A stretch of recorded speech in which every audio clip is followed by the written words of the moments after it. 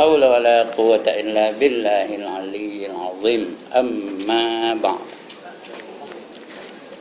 Alhamdulillah, setinggi-tinggi kesyukuran dan pujian terpanjatkan kehadrat Allah Subhanahu wa taala yang pada pagi ini mengizinkan kita berada di dalam dewan yang mulia ini, dalam program yang mulia, tajuk yang mulia, hari yang mulia, bulan yang mulia. Mudah-mudahan kita dimuliakan oleh Allah di dunia dan juga di akhirat kelak. Mudah-mudahan kita sentiasa dapat menghabisi atau menjalani hidup seterusnya ini dengan kita sungguh-sungguh tunduk dan patuh kepada Allah Subhanahu wa taala. Makin hari makin baik, makin hari makin baik, sehinggalah kita sampai kepada Allah dalam keadaan yang terbaik akidah kita, terbaik ibadah kita, dan lebih-lebih lagi terbaik akhlak kita. Baik tuan-tuan dan perempuan, muka surat berapa? Tang mana? 94. Cakap dengan saya mesti apa? Mesti kuat-kuat, kerana saya ni keturunan apa? Keturunan orang pekak. Saya ni keturunan orang pekak. Cuma kalau ada orang ngumpat saya, sikit mendengar. Kalau lain tu nak kena kuat sikit. Bab yang ke-9 pada menyatakan redha dengan qada Allah Ta'ala. Itu pangkat yang nombor 2 tingginya, iaitu redha tu nombor 2 tinggi pangkatnya di sisi Allah Subhanahu wa taala. Lebih tinggi daripada mahabbah, lebih tinggi daripada sabar, lebih tinggi daripada takut, lebih tinggi daripada ikhlas dan sebagainya. Redha tu tinggi benar pangkatnya. Tinggi lagi daripada redha itu pangkat apa? Pangkat arifin, kenal betul dengan Allah Taala. Itu paling tinggilah ya. Yang itu tak ada pentajuknya ya, itu akan tak ada tajuknya, itu yang tertinggi. Tapi redha ni tertinggi lah juga di antara pangkat atau makam yang tertinggi di sisi Allah Taala. Baik, ketahui olehmu bahawasanya redha, nyebutnya tu ridha yang sebenarnya, tapi kita sebut redha. Mana ada ra bawah re ada? Ra bawah re ada kan? Ri gitu semua, ridha. Yang sebenarnya ridha. Tapi kalau orang Melayu, redha. Tak ngapalah tu, kita anggap itu cakap bahasa Melayu. Kita sebut redha. Sebenarnya ridha. Tapi orang Melayu ni tak ngapalah, pasal dia banyak ngubah ya. Malaikah jadi apa? Malaikat. Masjid jadi apa? Masjid. Salasa jadi apa? Selasa. Itu orang Melayu tak ngapalah ya, dia suka ngubah. Dia minjam. Jadi ini namanya ridha.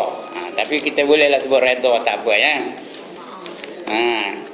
Tapi jangan anggap kita membaca Al-Quran, kita anggap ini bahasa kita, bahasa Melayu. Jadikan dia bahasa Melayu, tidak berdosa. Tapi kalau kita anggap baca Quran, itu berdosa. Kerana salah sebut itu dosa tu. Saja-saja salah sebut, dosa lah ya.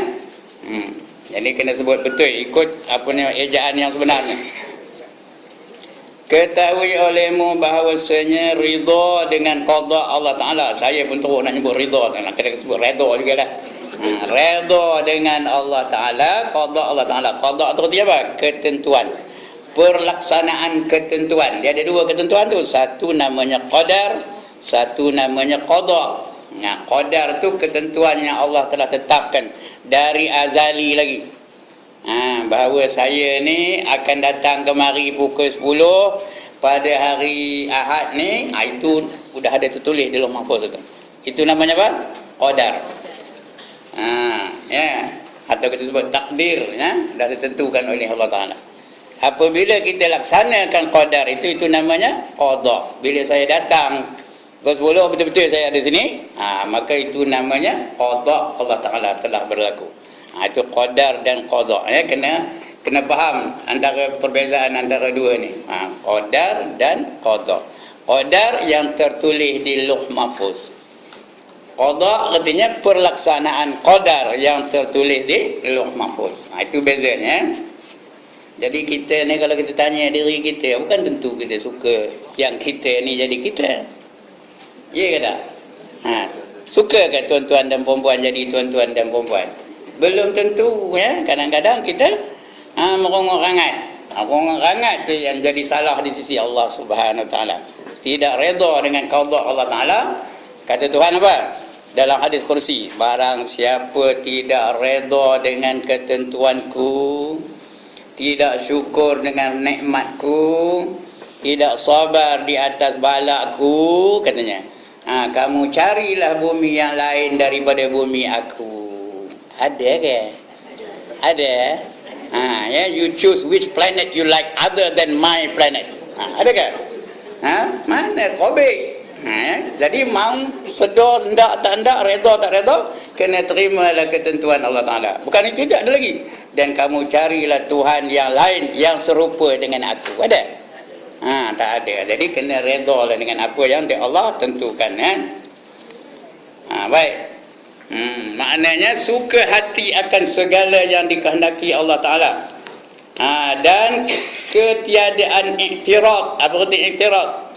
Iktirad artinya bantahan, sangkalan. Dia menyangkal ketentuan Allah Taala. Bertengkar-tengkar, tak nak, ya, itu iktirad namanya. Ketiadaan iktirad, iaitu menyangkal, membangkang. So apalah sangkal, bangkang, tak setuju, lagi apa? Itu namanya iktirad, bertengkar-tengkar, berbantah-bantah, ya. Dan ketiadaan iktirad akan segala yang diperlakukan Allah Ta'ala atas hambanya. Jadi kena terima je apa yang Allah tentukan bagi kita. Allah dah jadikan saya ni saya, terima je lah, jangan banyak bangkang, ya. Allah dah jadikan tuan-tuan tu perempuan, apa buat? Terima je.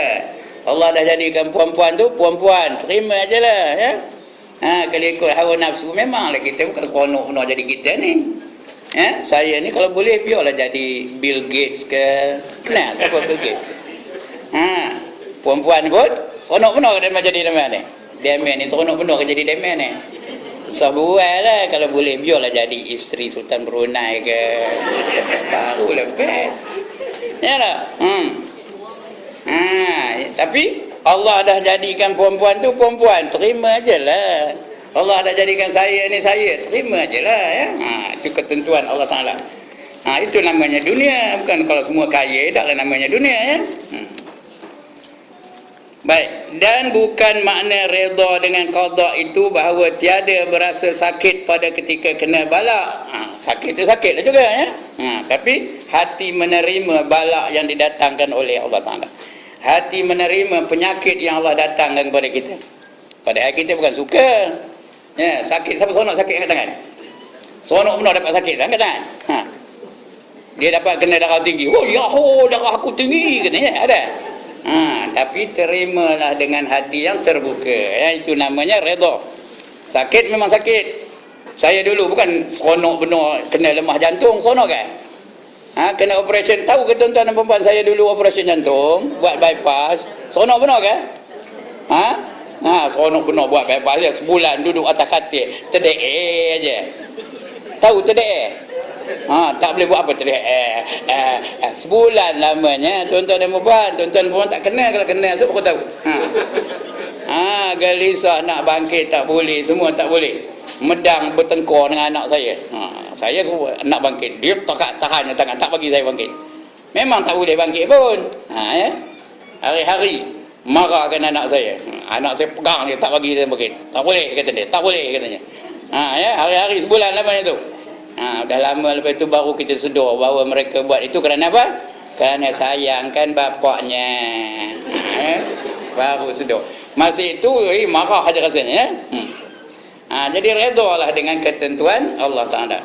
Ya, ada orang nyongeng je. Ya, kena kencing manis, dia boleh cek dapatnya kencing manis itu 27 bacaannya. Dia pun seronok. Ya, aku kencing manis aja ada. Mana ada, ya? Jadi itulah dah kita. Kita berbeza dengan Allah Ta'ala. Allah apa yang dia hendak, dia boleh laksanakan. Dan apa yang dia tak hendak, dia boleh tidak laksanakan. Itu Allah. Kita lain banyak benda tak nak datang juga. Ya tak? Banyak benda tak dapat. Kalau boleh biarlah tokar tu Lamborghini ke, Porsche ke, lagi apa? Daimler ke. Ini dapat iswara jadilah. Okeylah tu ya. Jadi maknanya redha lah kita dengan ketentuan Allah walaupun kita tak berapa gemar. Itu dia. Pahala tu tuan-tuan, redha tu berpahala tu tahu. Baik. Ya. Dan bukan makna redha dengan qada itu bahawa tiada berasa sakit pada ketika kena bala. Dan bukan makna redha dengan qada itu meninggalkan mendoa. Ya, dan berubat, jangan tinggal berubat. Dan bukan maknanya membiarkan mudarat datang pada diri engkau serta kuasa engkau menolaknya. Kalau boleh kuasa menolaknya buat. Tolakkanlah kemudaratan tu. Ya, datang wabak, kalau boleh kita tolaklah. Kita berusaha untuk menolaknya. Sekarang ni musim denggi umpamanya. Bolehlah kita tolak daripada penyakit denggi. Kalau boleh tolaklah. Macam mana tolak? Bersihkan kawasan rumah, jangan bagi nyamuk tu berkeliaran di kawasan rumah. Antara itu kalau datang juga dia, terimalah, mana nak buatnya kena denggi ya. Ada pernah kena denggi tuan-tuan dan puan? Tak ada. Saya ada pernah kena denggi tahu.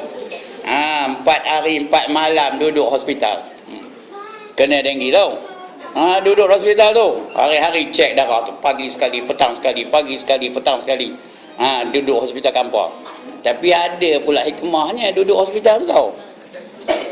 Kalau apple, anggur boleh buka gerai tau. Boleh buka gerai anggur, Minari dah sihat, haram siur memang bagi lagi. Itu dia hikmahnya. Jadi bukan makna kita berhenti berubat. Itu namanya redha ya. Kita terima ketentuan Allah Taala. Berdoa. Kita berdoa pun ya baik-baik belaka je lah. Ada orang berdoa, ya Allah cepatkan aku mati, ada. Ya. Ada kita berdoa, ya Allah miskin kalau hidup aku, ada. Mana ada? Ada tak orang berdoa miskin kalau hidup aku? Ada. Siapa?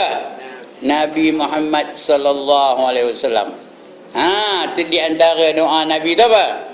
Allahumma ahyini miskina wa amitni miskina wahsyurni fi zumratil masakin, kata Nabi. Ya Allah, hidupkanlah aku dalam keadaan miskin, matikanlah aku dalam keadaan miskin, dan himpunkanlah aku nanti di akhirat bersama-sama dengan orang-orang miskin. Itu doa Nabi. Siapa ndak doa ni? Siapa ndak doa ini? Nah, lepas ni kan kita berdoa, saya doa tu amin kita dengar dia. Jangan tanda tangan tu kalau ke bawah aja, tak nak angkat lagi dah. Selalu kita berdoa apa? Nak kaya. Jadi bukan maknanya kita berhenti berdoa. Kita berdoa lah yang terbaik untuk kita. Soal Allah kabulkan atau tidak kabul itu Allah yang menentukannya. Tapi kita berdoa Allah pasti kabulkan. Kerana Allah janji kan, ud'uni astajib lakum, kata Allah ya. Mintalah padaku, nescaya aku akan perkenankan permintaan kamu. Mintalah, garanti kabul. Cuma pengkabulannya tu ada berbagai-bagai cara ya. Kadang-kadang on the spot. Tahu apa on the spot? Kejap-kejap itu dikabulkan oleh Allah Ta'ala. Kadang-kadang lambat benar dikabulnya. Udah tua kita baru dapat. Kadang-kadang kadang-kadang tidak dikabulkannya langsung, tapi diberikannya yang lain yang lebih baik daripada apa yang kita minta. Tuan-tuan semua orang nak minta kaya kan?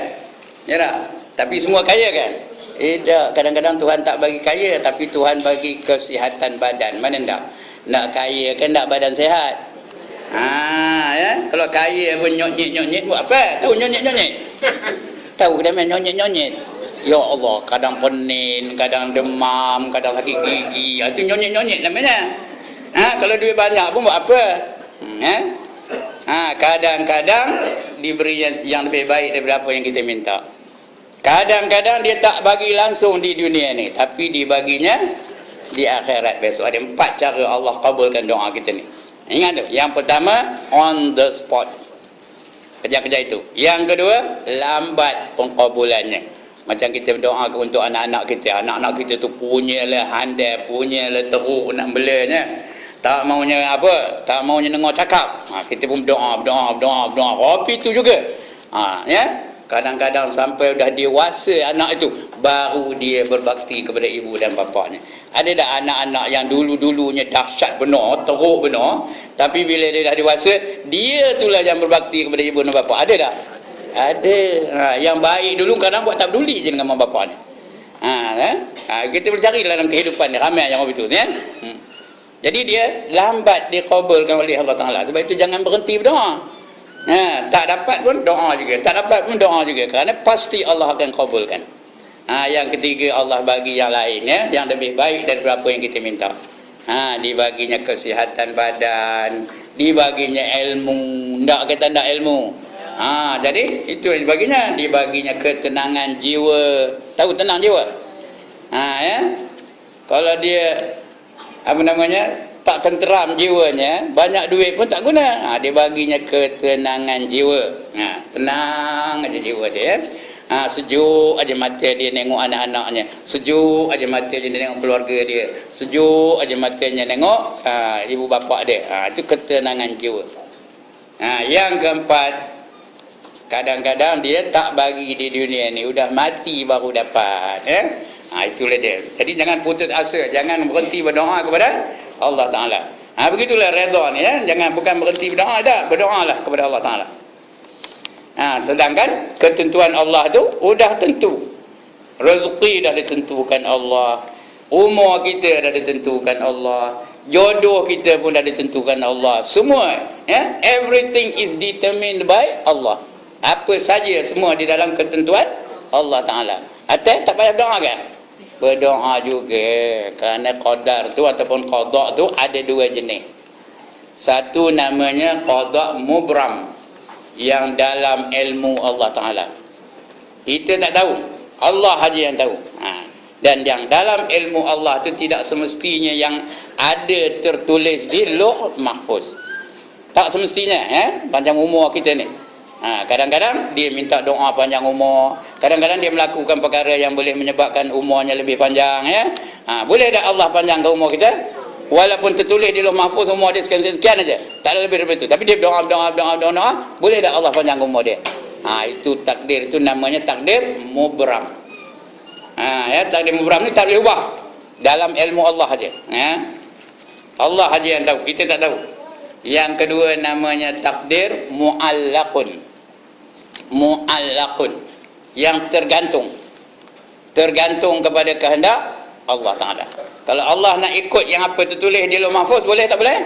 Boleh. Kalau Allah tak nak ikut, boleh tak boleh? Boleh. Terserah kepada Allah Subhanahu Wa Ta'ala. Kerana Allah itu tidak terikat dengan mana-mana peraturan, dengan mana-mana ketentuan, ya. Dia menentukannya. Dia boleh ubah dan boleh tak ubah. Itu namanya mu'allaqun. Saya yakin tuan-tuan dan puan-puan pun dah baca bab ini, ya.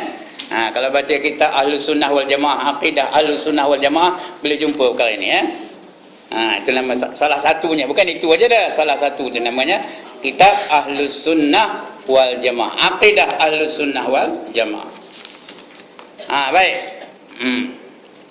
Jadi jangan berhenti berdoa, ya. Dan jangan pula membiarkan mudarat itu datang pada diri engkau. Kalau engkau kuasa menolaknya, jangan biarkan mudarat itu datang, ya. Kalau ada nyamuk tengah ngong-ngong hinggap pada badan kita, kita tahu nyamuk tu nyamuk Aedes. Dia hinggap, kita biar lantak lah. Kalau aku nak kena denggi lah, tak nak hidak lah, biar nyamuk tu pergi. Macam? Kalau kena COVID tu 3-4 kali, sebulan 2 bulan, biar je nyamuk tu lah. Sudahnya lambat laun kena lah denggi tu. Tapi kita berusaha untuk mengelakkan mudarat daripada datang, ya. Kita buat mentokar lah, tengok lampu merah apa buat, jalan juga ke. Kalau jalan juga macam putih dah tengkuk tu langgar lori, itu kalau jalan juga. Tapi berhentilah dulu, ya. Itu usaha ikhtiar tu. Yang sebenarnya hidup mati siapa menentunya? Allah Subhanahu Wa Ta'ala. Tapi itu usaha dan ikhtiar kita. Lagi ya. Mana kedai nanti?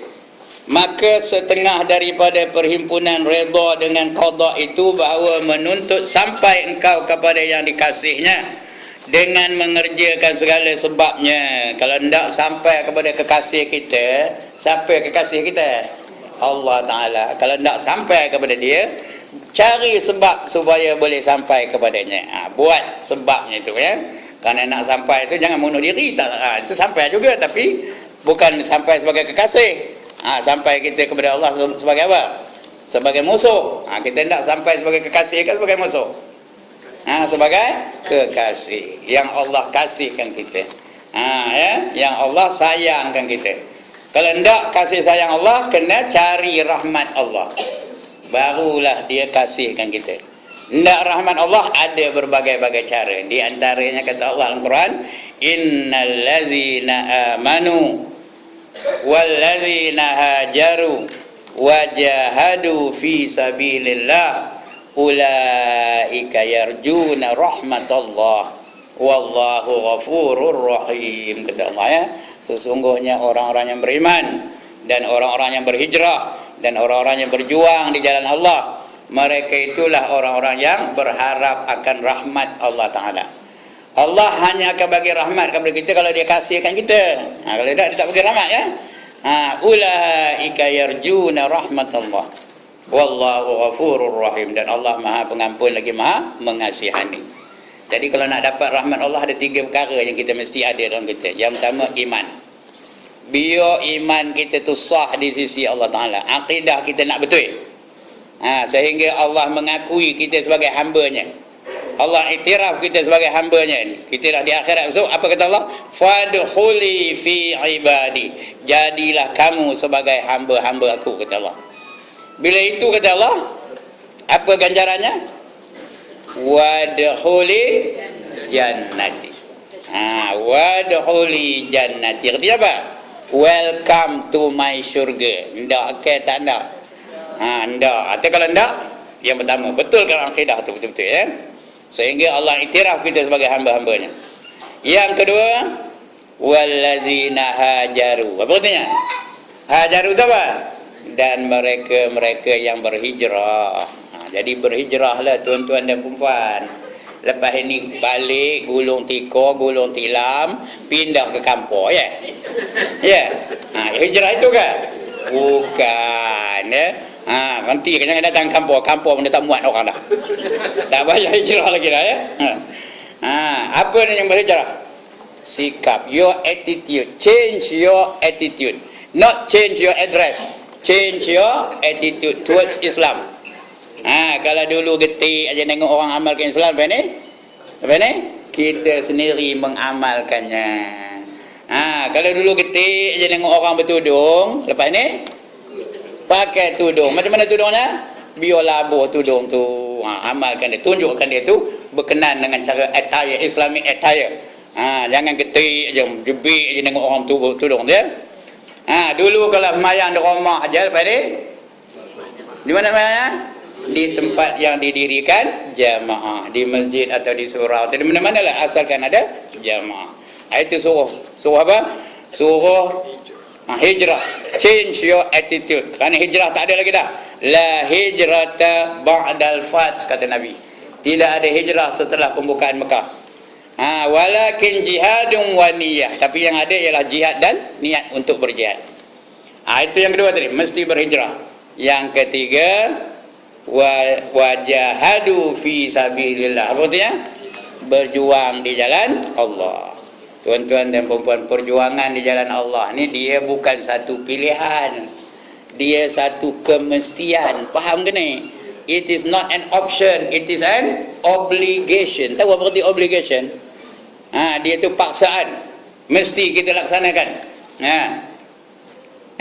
Kalau nak lepaslah daripada azab yang pedih. Kata Allah dalam Quran, hal adullukum ala tijaratin tunjikum min azabin alim. Mahukah kamu aku tunjukkan satu cara, satu jalan, satu perniagaan yang boleh melepaskan kamu daripada azab yang pedih? Ndak ke dak supaya mati esok tak ada kena azab? Ndak ke dak? Lemah aja tak ndak kot je. Sekali lagi, ndak ke tak ndak? Tu macam itulah. Kalau tidak, mula-mula beriman dulu. Tu'minu nabillahi wa rasulih. Kamu beriman dengan Allah dan beriman dengan Rasulnya. Udah itu, wa tujahiduna fi sabilillah. Hendaklah kamu berjuang di jalan Allah. Bi amwalikum wa anfusikum, dengan harta-harta kamu dan diri-diri kamu. Ini yang nak disampaikan kepada fakir miskin ini, berjuang ni. Kau senang nak keluar duit ni, kadang ngetok keluarkan juga. Itu namanya berjuang. Berjuang tu benda yang kita melawan fitrah kita. Kita kalau boleh biar duit kita tu kita aja dengan orang lain belanjanya. Tapi lawan. Kerana apa? Allah suruh begitu. Zalikum khairul lakum in kuntum ta'lamun. Itulah yang lebih baik bagi kamu jika sekiranya kamu mengetahui. Jadi maknanya kena berjuang dengan Allah. 3 perkara ni. Yang pertama beriman, yang kedua berhijrah, yang ketiga berjuang di jalan Allah. Ulaika yarjuna rahmatullah. Itulah dia orang-orang yang mengharap akan rahmat Allah. Kalau tidak rahmat Allah, ini 3 perkara ni. Garanti dapat, kerana Allah yang suruh apa itu. Garanti dapat. Baik. Itu cerita lain, tajuk lain, itu satu tajuk yang lain tu tahu. Baik. Lagi apa? Serta kuasa engkau menolaknya, bahkan menyuruh Allah Ta'ala akan dikau dengan mendoa. Maka setengah daripada perhimpunan redha dan qada itu, redha dengan qada itu, bahawa menuntut sampai engkau kepada yang dikasihnya dengan mengerjakan segala sebabnya. Sebab-sebabnya itu kena dibuat, ya. Bahkan meninggalkan segala sebab itu menyalahi akan yang diredai Allah Ta'ala. Kalau Allah kata hendakkan aku redha kamu kena semayang 5 waktu sehari semalam, apa buat? Semayang. Kalau Allah kata hendakkan aku redha kamu kena puasa bulan Ramadan, apa buat? Puasa. Kalau hendakkan aku redha kamu kena buat haji dan umrah, apa buat? Pergi kerjakan haji dan umrah. Apa yang disuruh kena buat, dan apa yang dilarang jangan buat. Itu barulah Allah redha, ya. Mana yang dilarang? Allah kata jangan mengumpat, ya. Lepas tu ngumpat balik, ya. Anu boleh. Jangan, ya. Jangan ngumpat, jangan. Kalau Allah kata jangan ngumpat, jangan ngumpat. Allah kata jangan makan riba, jangan makan riba. Allah kata jangan apa lagi? Ada yang la itu semua larangan dari Allah, betul, ya. Jangan dibuat apa yang Allah larang. Bila ada kedua-dua itu, barulah jadi orang yang bertakwa. Bila kita jadi orang yang bertakwa, maka kita layaklah untuk menerima keredaan Allah, ya. Baik. Kemudian, maka tiada daripada redha dengan qada Allah bagi mereka yang dahaga bahawa tiada menghulurkan ia akan tangannya kepada air dingin. Kalau dahaga, kita nak minum, apa buat? Apa buat? Tangan tu julur ke depan, betul? Ambil air tu dalam botol ni, betul? Tuang dalam gelas, betul? Ambil gelas tu, betul? Bawa ke mulut, betul? Tuang dalam mulut, betul? Telan lah, barulah nama redha. Itulah, bukan mana redha tu lantaklah kalau Tuhan nak hilangkan dahaga aku, hilang lah. Kalau tidak nak hilang, tidak hilang, pulang pada dia lah. Itu bukan redha namanya. Itu apa namanya? Itu bingung, bangang, tengin, tongong. Itu namanya. Itu bukan redha namanya. Ya. Begitu juga kita berdepan dengan makanan, lantaklah. Orang Jabariyah yang begitu, ya, lantaklah. Kalau Tuhan nak bagi kenyang-kenyang lah, kita. Tangan tu diam, dia tak nak keluar nyekuh nasi tu, nyawa mulut tak ada, ngonyah tak ada. Apa tak? Apa tak? Pakai buluh lah, tahu buluh? Ya. Sebab itu kita kena datangkan sebabnya untuk mendapatkan sesuatu, ya. Bukan mana redha je lantaknya.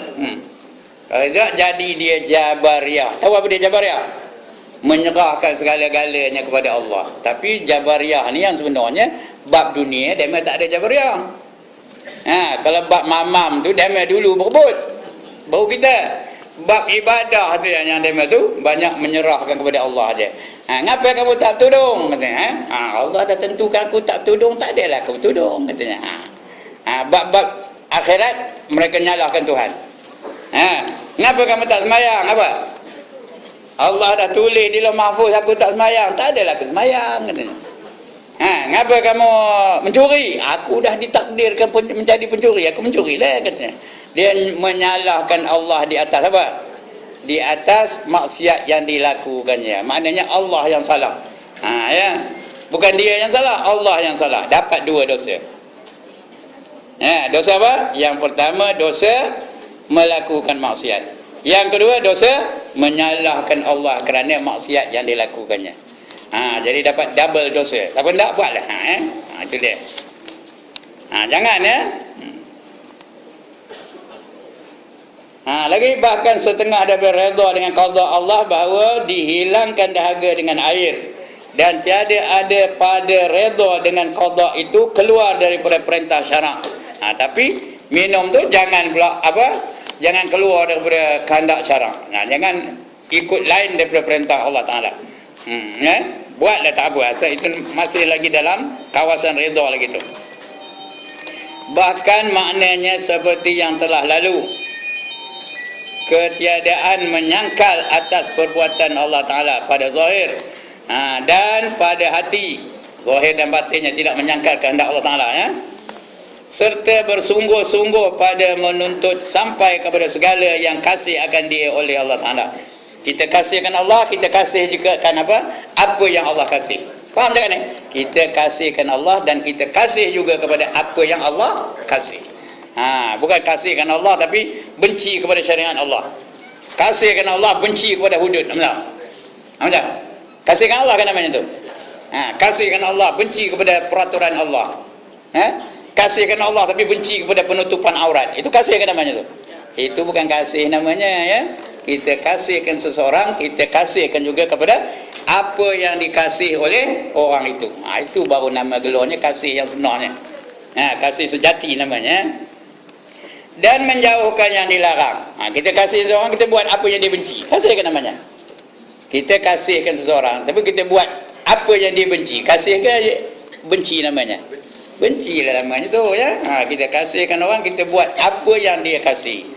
Dan kita tinggalkan apa yang dia benci. Itu baru betul-betul kasih. Baik, itu mulanya pengenalannya. Dan ketahui olehmu bahawasanya redha dengan qada Allah itu kelakuan yang dipuji. Siapa mujinya? Allah yang mujinya, ya. Kelakuan yang dipuji oleh Allah. Bukannya kelakuan yang dibenci oleh Allah. Kelakuan itu dipuji oleh Allah. Allah puji. Maknanya sifat itu sifat apa? Sifat mahmudah ke sifat mazmumah? Sifat mahmudah, sifat yang dipuji oleh Allah Ta'ala. Kita hendak Tuhan puji ke Tuhan keji?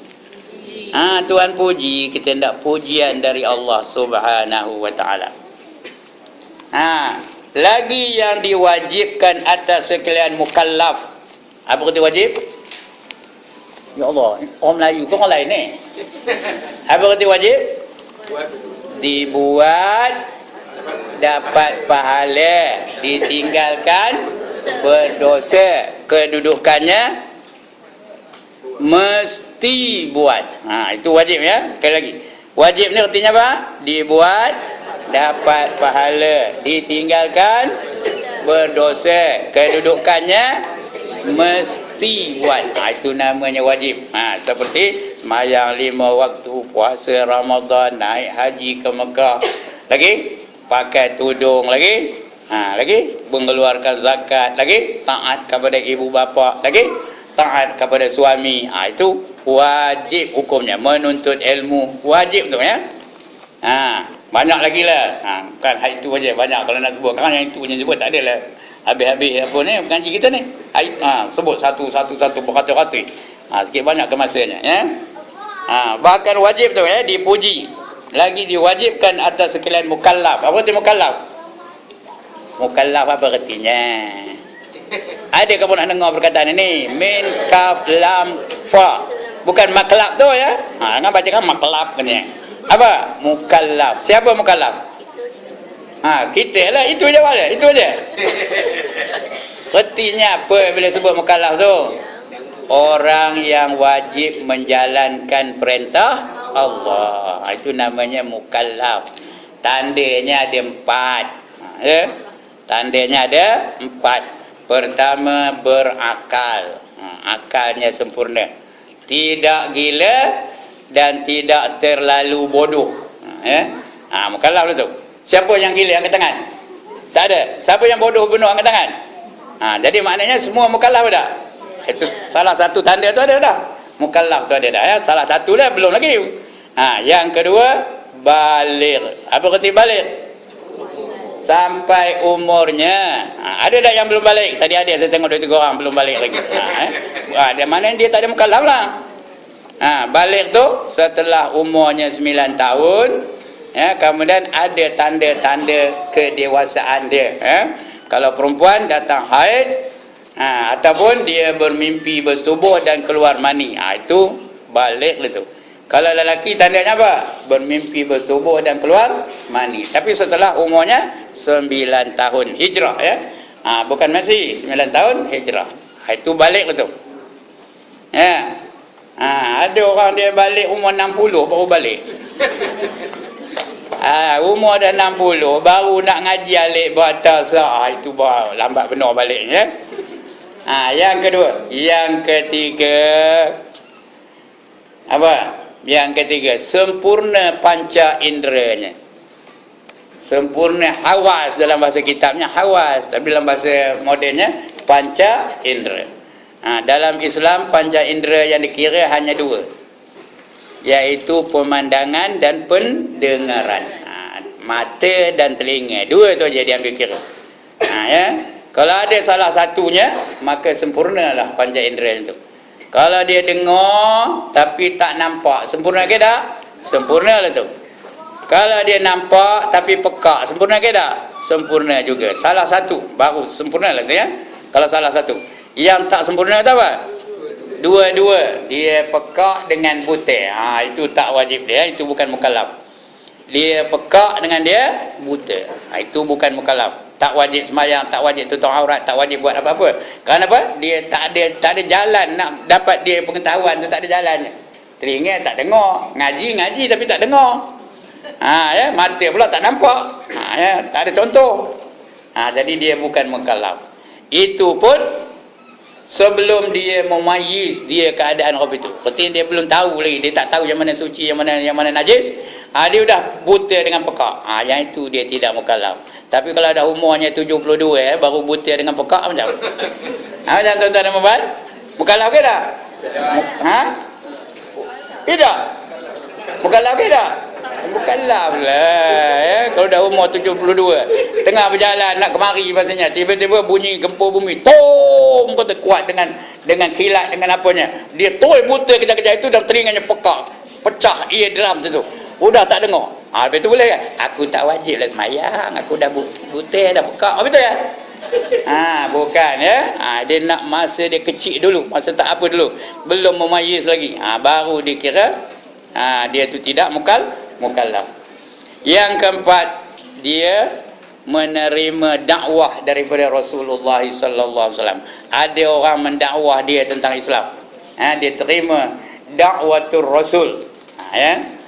Kalau dia tak pernah dengar tentang Islam, tak ada orang ngabur pada dia, contoh pun tak dapat, dia tak nengok orang pergi masjid, dia tak nengok orang menutup aurat, dia tak dengar orang baca Quran, dia tak tahu langsung tentang Islam, maka ketika itu dia bukan mukallaf. Dia bukan mukallaf. Contohnya lah, contoh je, dia naik kapal terbang, umurnya 2 tahun. Umurnya 2 tahun, dia naik kapal terbang MH370. Tiba-tiba hilang kapal terbang tu. Rupanya dia mendarat di savana. Tahu mana savana? Di negara Afrika, dalam hutan Afrika tu. Situ mendaratnya. Entah macam mana habis semua orang dalam tu mati. Tinggal dia seorang aja hidup. Dia pun keluar dari kapal terbang tu, dia seorang aja kuak menangis.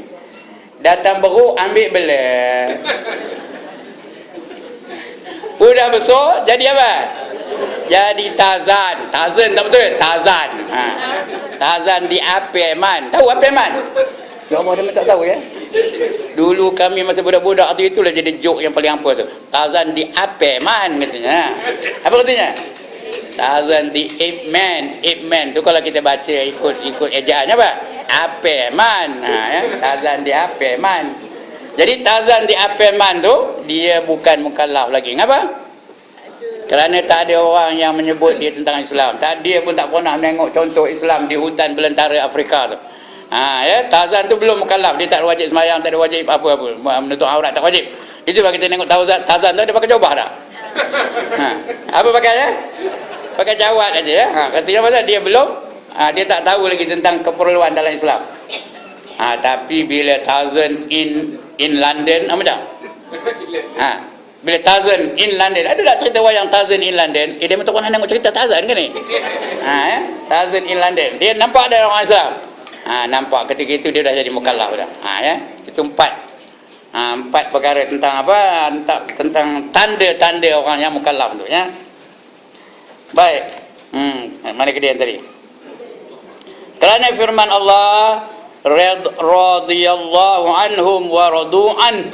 Artinya telah redha Allah Ta'ala daripada sekalian yang beriman, yang mengerjakan amal yang baik. Radhiyallahu anhum wa radu'an.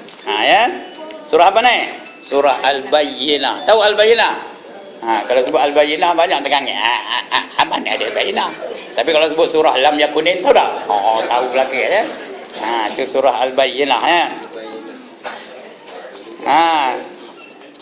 Yang mengerjakan amal yang baik dan redha mereka itu daripadanya. Allah pun redha, mereka pun redha.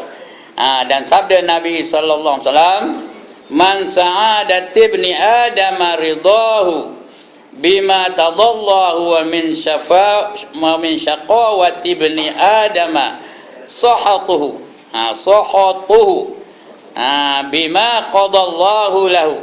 Artinya setengah daripada tuah manusia. Tuah ya, tuah tu kita dapat baik ke dapat jahat? Tuah tu orang bertuah, dapat baik ke dapat jahat? Dapat yang baiklah, itu tuah ya. Setengah daripada tuah manusia redanya dengan barang yang menghendaki akan dia oleh Allah Ta'ala.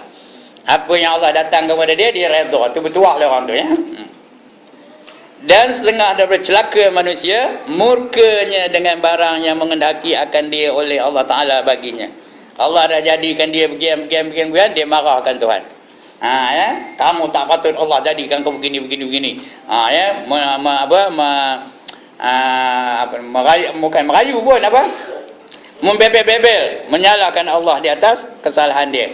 Kesalahan kekurangan dia tu. Ya, tak setuju dengan ketentuan Allah Taala. Sedangkan Allah dah jadikan dia tu dia. Terima sajalah siapa yang Allah jadikan tu ya. Dan bahawasanya redha itu kesudahan tuntutan ahli syurga. Ahli syurga tu dia redha dengan apa yang Allah tetapkan kepadanya. Tak kita nak? Itu yang kita cari pun ya. Keredaan Allah, orang redha tu garanti dapat masuk syurga ya. Garanti dapat masuk syurga. Kalau dapat makam redha ni, salah seorang mereka yang lalu atas titi siratal mustaqim tanpa hisab. Masuk syurga tanpa hisab. Ya. Tapi bukan sebarang orang ya. Ya, radhiyallahu anhum wa radu'an zalika liman khasyiya rabbah. Apa artinya? Iaitu bagi mereka yang sangat takut akan Tuhan mereka. Ya. Baik. Dan setengah daripada celaka manusia, murkanya dengan barang yang menghendaki Allah akan dia, menghendaki akan dia oleh Allah Ta'ala baginya. Dan bahawasanya redha itu kesudahan ketentuan ahli syurga. Berfirman Allah Ta'ala bagi mereka, maza turiduna fayaquluna ridak. Artinya apa yang menghendaki kamu hai sekalian ahli syurga, maka sembah mereka redha engkau. Kamu ndak apa lagi kata Tuhan dalam syurga tu. Ndak kita nak ni.